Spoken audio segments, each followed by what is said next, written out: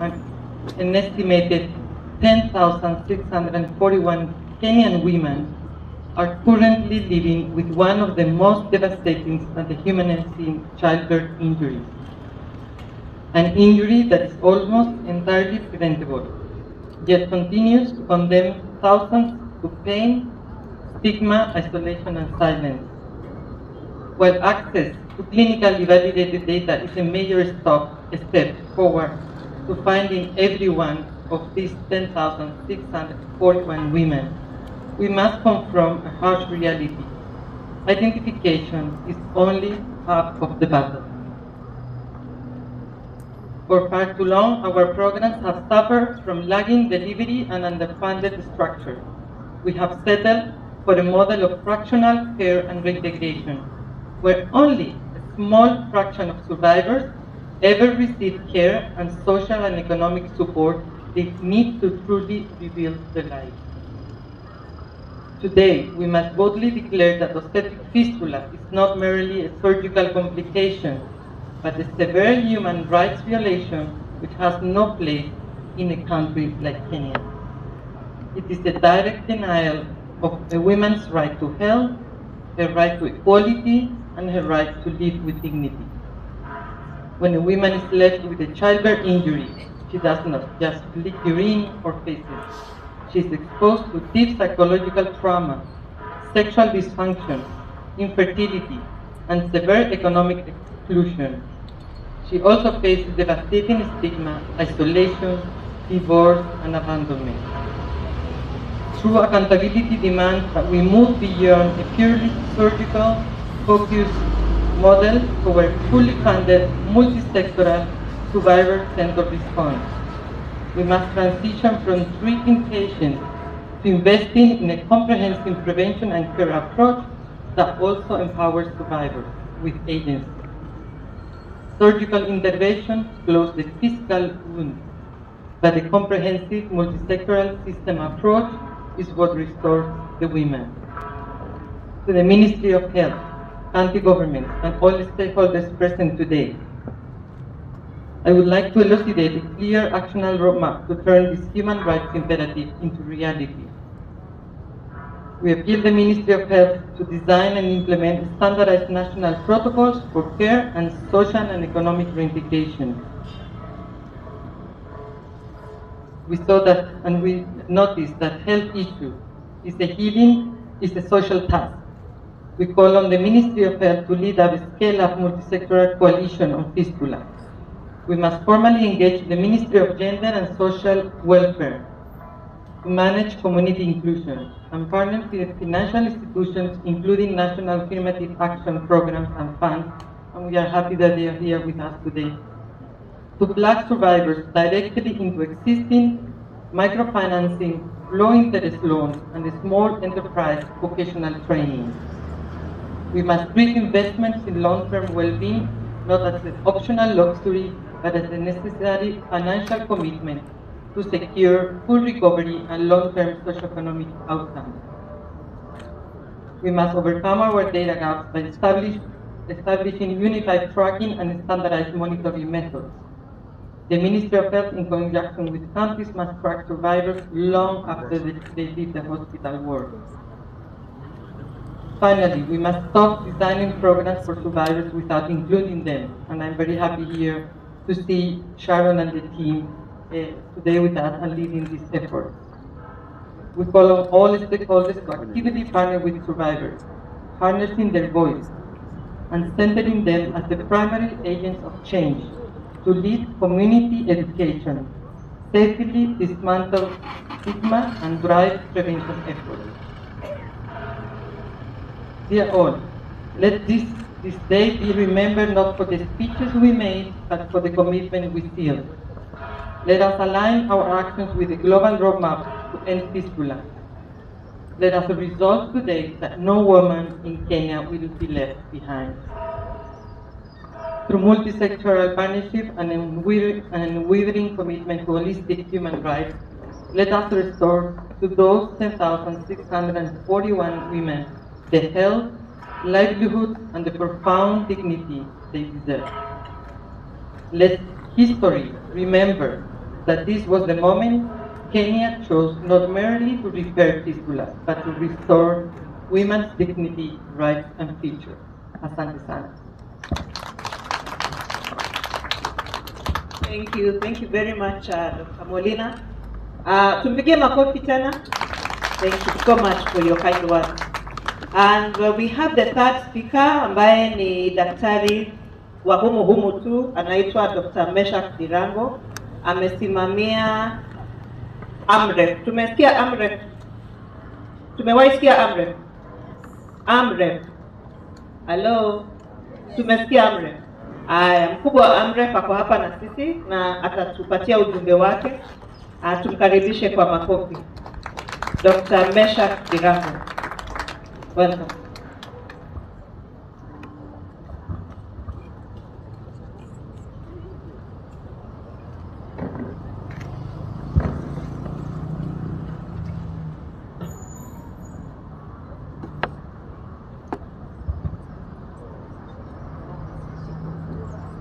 Amjambo,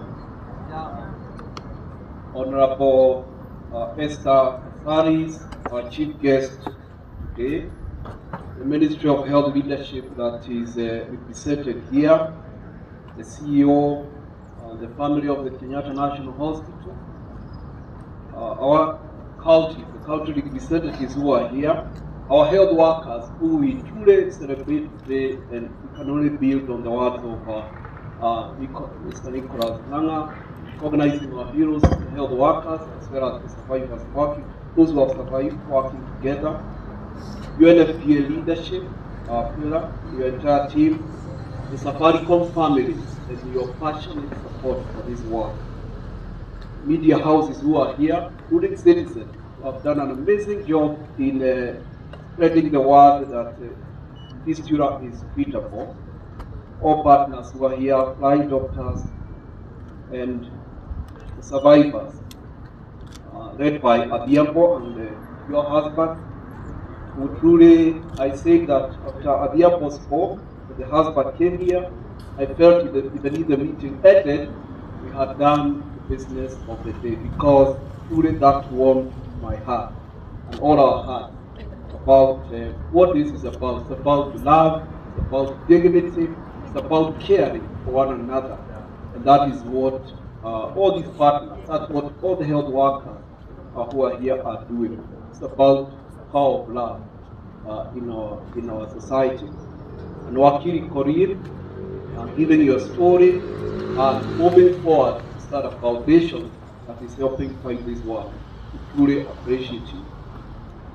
We appreciate our hosts, Kenyatta National Hospital, Dr. Yampe and Dr. Joel starting in today, the entire fistula team, because we acknowledge that when fistula was still not talked about, Kenyatta National Hospital from very early on, and I trained here, like so many other doctors, from very early on, provided the leadership that was needed, not to run camps, but offer a service to train experts.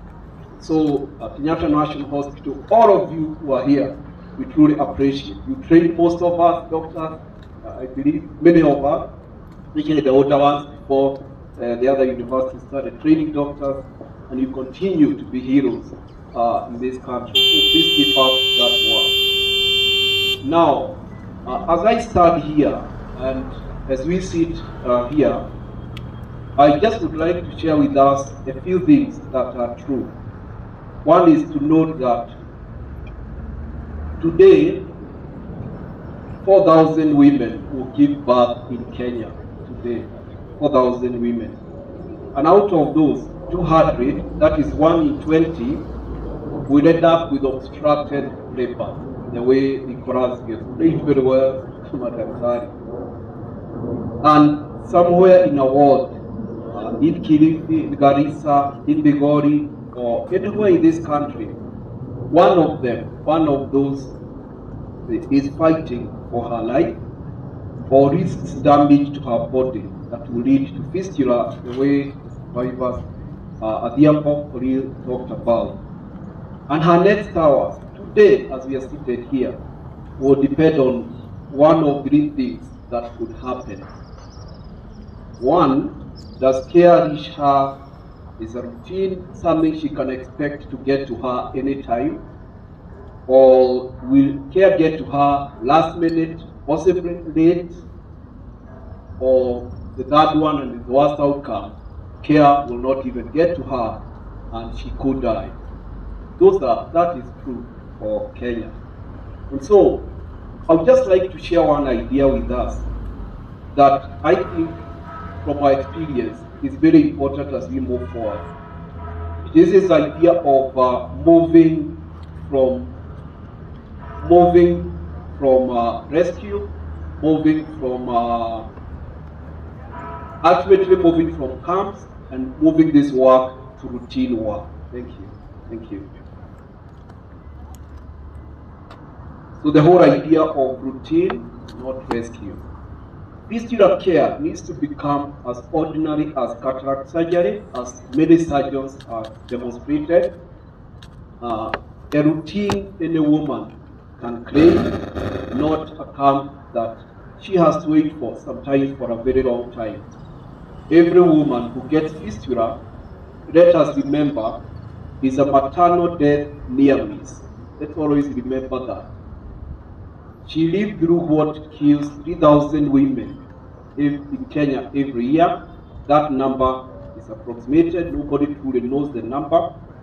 And we must keep seeing her care not as charity, but the unfinished business to stop maternal death in this country. And from my experience in AMREF, working with all of us, because we learn a lot as we contribute to the support that Safaricom you're giving, as implementing partners, the leadership the ministry and counties are providing, the work of the political class and the media houses. 3 ideas that impressed me. One is we need to do 3 things to move from this work from rescuing women to a routine work.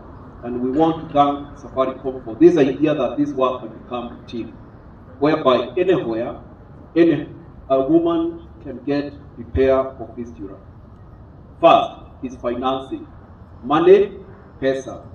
Under the Social Health Authority, repair of fistula is now a gazetted benefit.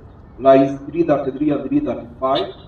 It is written clearly, it's paid for, and a very good example is how we have worked with that arrangement.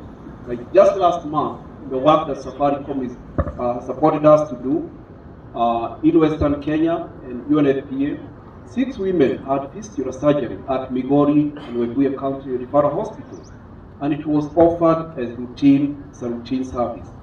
And without that financing, by the Social Authority, then every case becomes a fundraiser, or it's never discovered, and it's not, and that's not the way we really want to see the future. So that is to really appreciate that pillar of financing, appreciate the Social Authority, appreciate that money, the flow of resources is a key part of this, and all the partners who are here, Safaricom, UNFP, and others are helping complement that. The second is demand. Across the counties where we are working, including Bungoma, Migori, Kiambu, and Kilifi, 8 in 10 of our supported facilities can now treat women routinely because they have the experts, the trained obstetricians and gynecologists. And last month in Migori, a single screening session reached 48 women, and 1 in 9 had fistula symptoms, hidden until someone went looking for them. Many more are still waiting. And so we really need to work. As you heard the Wakili Korean and Abiabo talking, this weight on citizen, sometimes you see it on a message from Safaricom. So let's really invest more on creating demand, because that is one of the next lowest. It's not a supply issue right now, it's a demand issue. So all the survivors who are here, please encourage everyone who has the symptoms of fistula to come forward, because we have enough care. So demand creation is how counties, community health promoters, and others find the women who need help at their doors, clinics, or through survivors. Then finally, is what we must also celebrate today. And again, it goes back to the power of love. in society. Partnership, the spirit of partnership, how we are working together to make a difference. A very good example is Safari. Today we had a story of how women watch Citizen. The survivors watch news on Citizen. A lot of other times, it's a message that a woman receives on her phone from Safaricom, and I was told the way it reads because I asked. It comes like this: are you or someone you know experiencing leaking of stool or urine? Treatment is available. Visit Migori County Referral Hospital to get treatment. So all of us working, the media houses, the Safaricom and all that, and you begin to realize connectivity is public health. Sometimes we talk about public health like a very high-end discipline, but when we realize that people being connected is part of public health, then we celebrate the far we have come. And stigma cannot survive such a mess because it's personalized, and we truly want to appreciate that work and collaboration by M-Pesa Foundation. Safaricom, the M-Pesa Foundation's investment that is carrying us forward from camp to routine, and the work that UNFPA is doing to lead the global campaign to end fistula by 2030, that mantra binding all of us together, so that we can move from routine, not always rescue. To the survivors, to the health workers who are here, to our amazing partners, Wadadia and SAWFF, founded by Bill, Beyond Zero, Fistula Foundation, Flying Doctors, Tupaigo, MOH, KNH, UNFPA, M-Pesa Foundation, Safaricom, and all of us who are here. AMREF gives its commitment. We'll keep working with the ministry, counties who are leading this, until no woman is ever again needs to be rescued, because this service, we see it as a right. We should let women walk into clinics, the doors should be open, and they receive the care they need. Just before I sit, allow me to do the honor to appreciate colleagues from AMREF who are here, who are working very closely with the Ministry of Health and in Safaricom and UNFP and everyone else. Eve, Faith, Geruto, Kennedy, Wayoda, Yatura, and Cheruget, you can stand up so that everyone can appreciate you. Please stand up wherever you are. That is the AMREF team and so many others who we commit to continue supporting this journey. Once again, thank you very much. Thank you so much, Dr. Dirango. And tumpigie makofi tena. Asanteni sana. Na vile amesema, I think we've had, ametuambia a list of very many other partners ambao wamekuwa wakihusika na hii kazi ya kueneza ujumbe wa fistula na kukinga fistula na vile kuitengeneza. So wadhamini ni wengi na wako katika kila county, na ni muhimu tuwajue na tusikie ujumbe wao, lakini wote hawawezi kuja kusimama hapa mbele yetu, si ndio? Masaa imeenda, sio? Ama aje tusikie wote, ama tusikie mmoja wao ambao wataongelea kwa niaba ya wao? Okay, kuna mmoja wao anaitwa Mr. Nelson Musa ambaye ataongea kwa niaba ya hawa wadhamini wote, na wako wengi sana na kwa kila county, si hapa Nairobi peke yake. Kwa hivyo tumkaribishe kwa makofi. Karibu sana Mr. Nelson. Chief guest,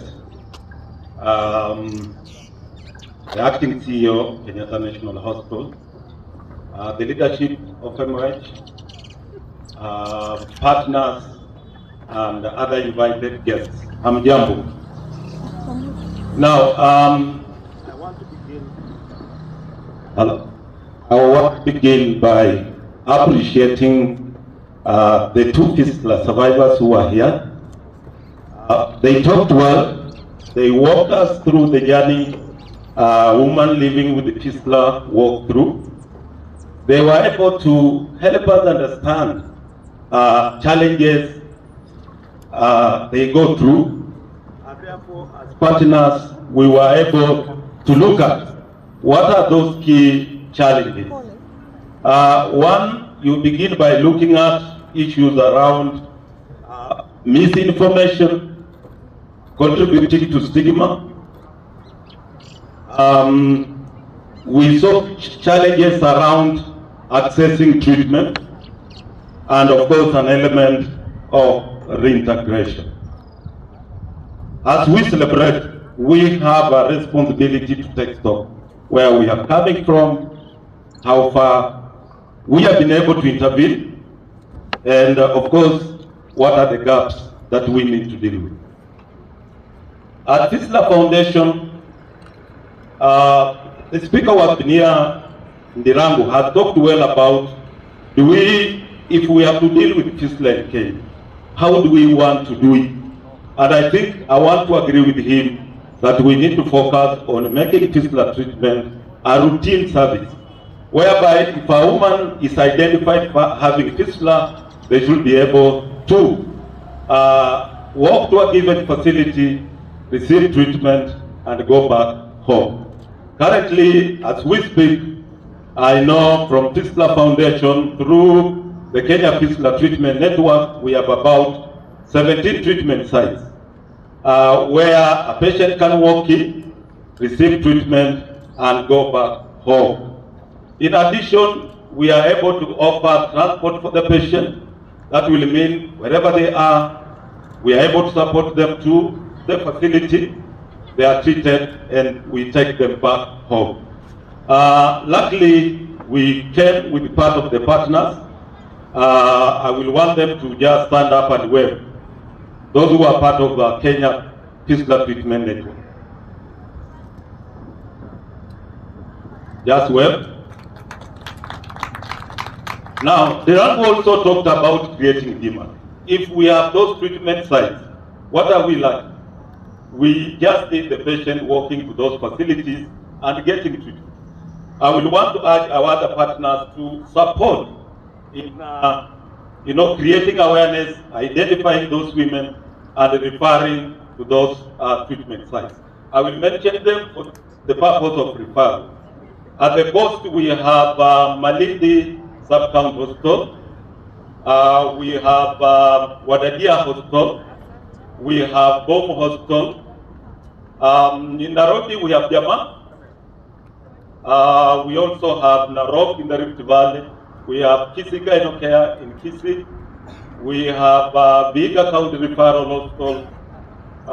We have Busia County Referral Hospital. We have Cherangani Nursing Home. Eldoret Gynocare. We also treat at Kapenguria County Referral Hospital. Lodwar, we started early this year. Mandera, we are also supporting them beginning this year, January. And we have Garissa County Referral. These are hospitals where a patient will walk in, get treatment. And I'm saying we support transport to the facility and back home. We need to look at the gains, but at the same time, we need to look at areas where we feel we need to collaborate more.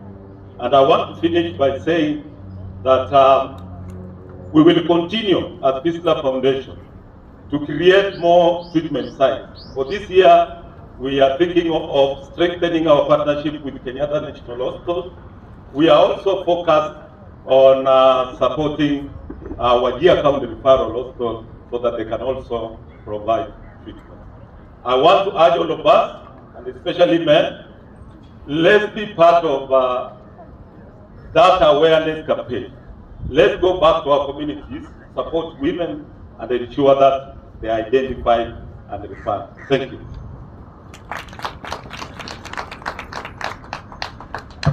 Thank you very much. A round of applause for all our other partners who've been here. I am not sure who left their phone here among the speakers.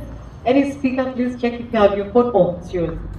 All right. So very quickly, because of time, I will call upon Dr. Ondede kindly, so you can be able to call stage our acting CEO to give his remarks as we prepare to have the chief guest and also Dr. Suren to come over. But for now, Dr. Ondede, karibu sana. A round of applause for Daktari.